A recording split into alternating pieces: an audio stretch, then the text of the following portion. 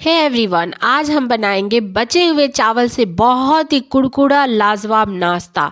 ना सूजी, ना मैदा, ना ही कॉर्नफ्लोर, ना ही चावल का आटा, इसमें कुछ भी ऐड नहीं करेंगे। बस दो ही चीज़ से एकदम परफेक्ट रेसिपी बनने वाला है। तो चलिए बनाते हैं आज का ये मज़ेदार रेसिपी, जिसके लिए यहाँ पे सबसे पहले आपको लेना है बारीक चॉप किया हुआ प्याज। प्याज को बारीक चॉप करके ले लें। तो मैं यहाँ पे 2 प्याज को रफली चॉप कर ली हूँ, देख सकते हैं। अब इसमें ऐड करेंगे नमक।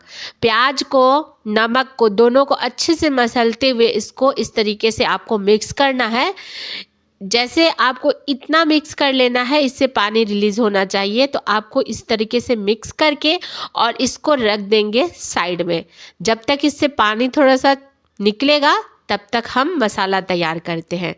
तो मसाला के लिए यहाँ पे हम लेंगे खलवट्टे, कुछ भी आप ले सकते हैं, या आप इसको मिक्सी में भी हल्का सा दरदरा कर सकते हैं।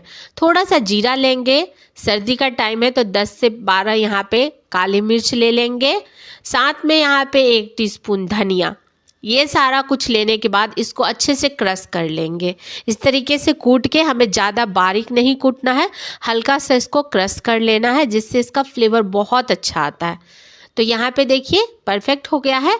अब ये जो प्याज हम रखे थे उसमें ही हम इसको ऐड कर देंगे। इस नाश्ते में आपको पानी की बिल्कुल भी ज़रूरत नहीं पड़ेगी। यहाँ पर देख सकते हैं इस तरीके से।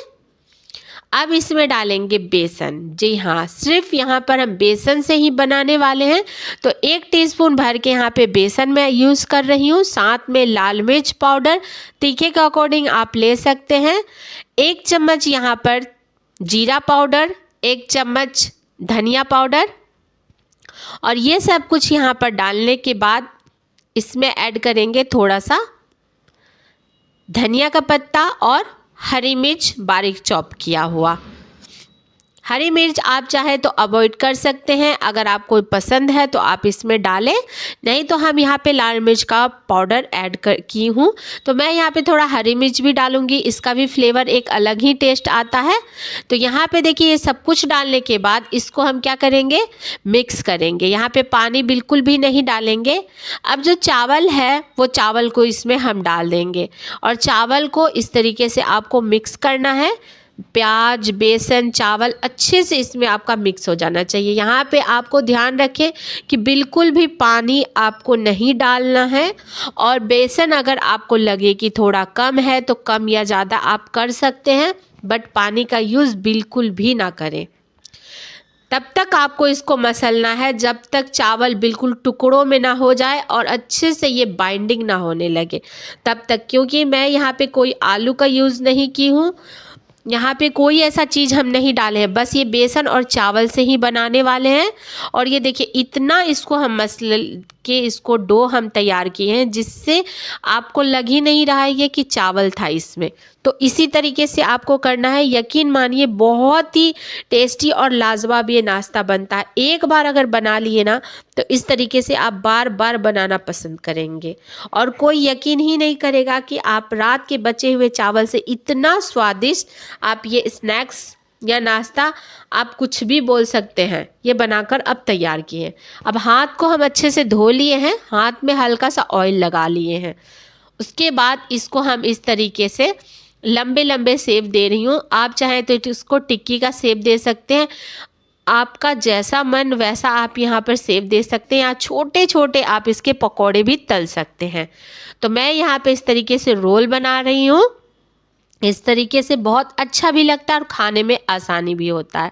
तो ये देखिए यहाँ पे इसी तरीके से हमें बनाना है और एकदम फटाफट ये बनता जा रहा है, क्योंकि यहाँ पे हम बेसन का यूज़ किए हैं और यहाँ पर हम कुछ भी नहीं डाले हैं। बहुत ही परफेक्ट ये नाश्ता बना था। मुझे खुद ही विश्वास नहीं हुआ कि इतना लजीज नाश्ता, वो भी इतना जल्दी हम बनाकर तैयार कर सकते हैं, वो भी बचे हुए चावल से। बचे हुए चावल का के तो 1000 रेसिपी आप देखे होंगे, लेकिन ये बहुत ही डिफरेंट रेसिपी है।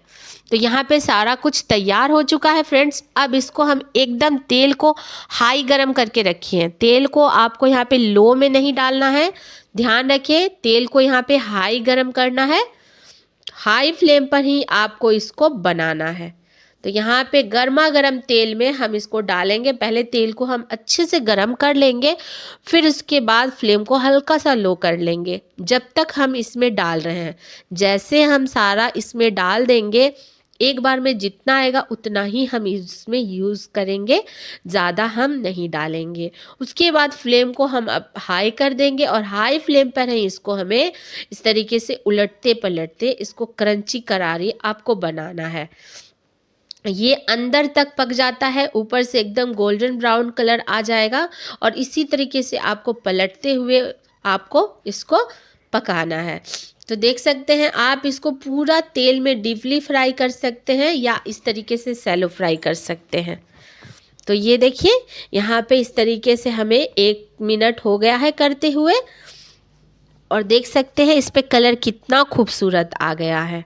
इसी तरीके से हम पलटते हुए इस नाश्ते को तैयार करेंगे। फ्रेंड्स, मेरे चैनल पर आप नए हैं, मेरी वीडियो आप पहली बार देख रहे हैं तो प्लीज़ मेरे चैनल को सब्सक्राइब ज़रूर कीजिएगा ताकि आप लोग को ऐसी रेसिपी देखने को मिले और बेल आइकन के साथ ज्वाइन कीजिएगा ताकि जब भी मैं रेसिपी डालूं तो आपके पास मेरे रेसिपी का नोटिफिकेशन पहुंच जाए। तो आप ज़रूर ज्वाइन कीजिएगा। मेरी वीडियो के नीचे एक लाइक और कमेंट ज़रूर कीजिएगा कि ये रेसिपी आप लोग को कैसी लगी। अब देखिए यहाँ पे 1.5 मिनट हो चुका है मेरा और एकदम क्रंची करारी ये हमारा बनकर तैयार हो चुका है। अब हम इसको निकाल लेंगे। तो इसी तरीके से आपको बनाना है। दूसरा बैच भी हम इसी तरीके से तैयार करेंगे। तो ये देखिए फ्रेंड्स, सर्दियों में जब भी चावल बच जाता है तो कोई खाना पसंद नहीं करता और अक्सर चावल हम फेंक ही देते हैं। तो आप आज के बाद ये काम बिल्कुल मत कीजिएगा, जब भी बचेगा। और मुझे तो लग रहा है कि ये रेसिपी देखकर आप जानबूझकर चावल बचाएंगे, तभी तो ये रेसिपी बना पाएंगे। तो बस देखिए इस तरीके से हम निकाल लिए हैं और दूसरा बचे सेम प्रोसेस से हमें इसी तरीके से आपको करना है। तो देख सकते हैं यहाँ पे मैं दूसरा बैच भी डाल दी हूँ और इसको भी इसी तरीके से हम तल दिए हैं। इसको भी हम निकाल लेते हैं। तो चलिए अब इसको निकाल लेते हैं और कर लेते हैं प्लेटिंग। ये देख सकते हैं मेरी रेसिपी आपको अच्छी लगी तो ज़्यादा से ज़्यादा फैमिली, फ्रेंड्स, कलीग सबके साथ मेरी रेसिपी शेयर ज़रूर कीजिएगा। और कहाँ से मेरी वीडियो देख रहे हैं कमेंट करके मुझे ज़रूर बताइएगा। ये देखिए मैं तोड़ के दिखा रही हूँ, अंदर से एकदम परफेक्ट आपको दिख रहा है, ऊपर से एकदम कंची करारी। तो बस चलिए अब इसका कर लेते हैं प्लेटिंग। तो इस तरीके से हम किए हैं। आप इसको गर्मा गर्म खा सकते हैं, वैसे चाय के साथ, सॉस के साथ या चटनी, केचप किसी के साथ भी ले सकते हैं। आपको हर चीज़ में ये बेस्ट स्वाद मिलेगा। तो आप ये रेसिपी कब ट्राई कर रहे हैं कमेंट में मुझे बताइएगा और मेरी रेसिपी आपको कैसी लगी। Thank you for watching. फिर मिलते हैं ऐसी मज़ेदार रेसिपी के साथ चटोरी जुबान में, चटपटा और मज़ेदार, यूनिक, टेस्टी और अमेजिंग रेसिपी के साथ। Enjoy it. तब तक के लिए बाय बाय। फिर मिलते हैं एक नेक्स्ट रेसिपी के साथ। Tasty and yummy